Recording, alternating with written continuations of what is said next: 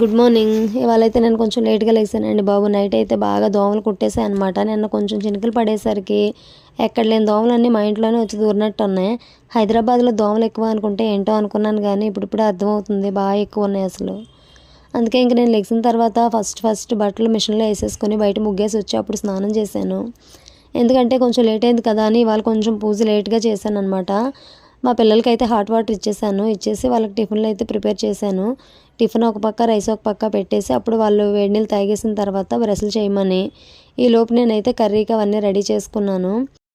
ఏంటో నేను అసలు ఎంత ఫాస్ట్గా పని చేసుకుందామన్నా ఈ పిల్లల కంప్లైంట్లతోనే సరిపోతుంది.